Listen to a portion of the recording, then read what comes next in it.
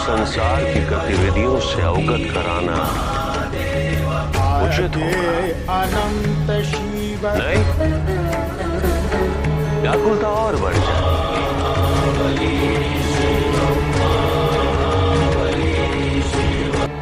समाचार भी ऐसा नहीं है जिसे सुन के प्रसन्नता हो।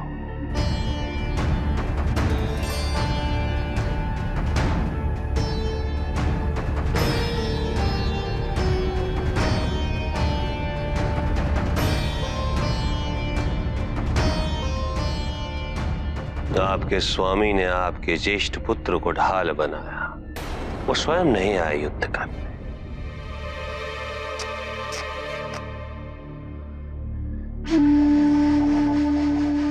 दया आती है मुझे आप पे। इतनी लंबी स्मृतिहीनता से निकलकर अभी अभी तो आपने अपने दोनों पुत्रों को पहचाना था, और आज ही मैं उसका वध करने वाला था।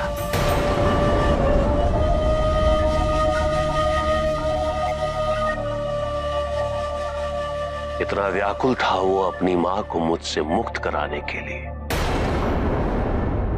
कि उसे पता ही नहीं चला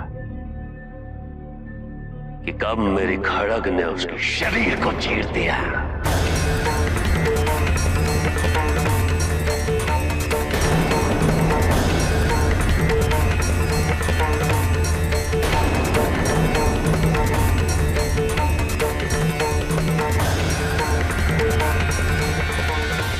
और फिर आपका छोटा पुत्र आया, गणेश।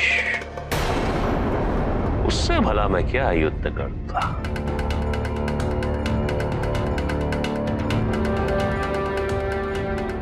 मैंने उसे समझाया, कई बार समझाया,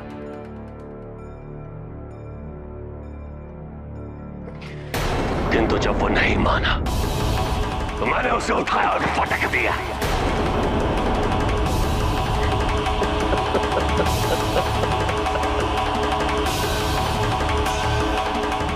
पीड़ा तो बहुत हुई होगी उसे।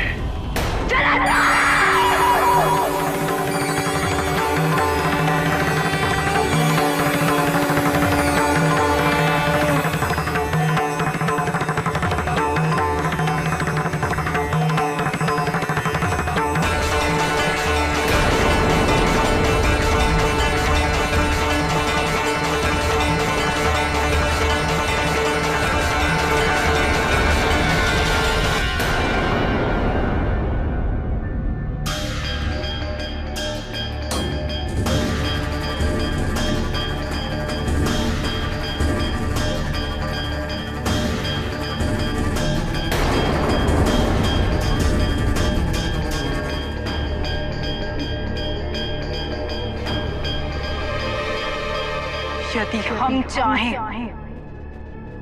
तो इसी क्षण अपने पुत्रों के शरीर पर लगे प्रत्येक घाव का दंड तुम्हें दे सकते हैं। तुम्हारा अंत इसी क्षण कर सकते हैं। किंतु हम ऐसा करेंगे नहीं। हमें आभास है कि हमारे स्वामी कल तुमसे युद्ध करने वाले। हम उसकी प्रतीक्षा करेंगे। तुम्हारा ऋण था ना हम पे, समझ लो आज वो बराबर हुआ। किंतु कल जब तुम युद्ध भूमि में हमारे स्वामी के समक्ष आओगे तो हमें उनके साथ पाओगे। तुम्हारा अंत करने हेतु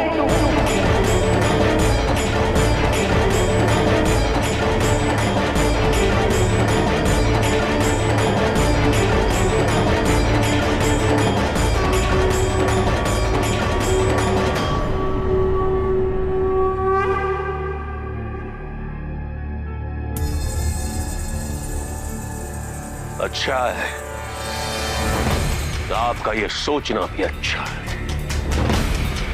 इस मायाजाल से निकलना तो असंभव ही है। ऐसे में इस प्रकार की भ्रांति ही आपको जीवित रख सकती है।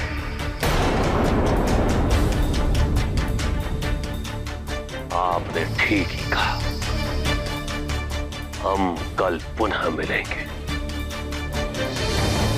आपके स्वामी के वध के पश्चात। नहीं जलंधर, हम कल पुनः मिलेंगे, किंतु तुम्हारे अंत से ठीक पहले।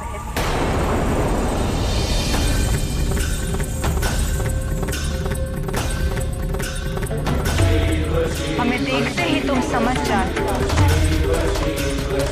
कि तुम्हारे अंत का समय आ गया।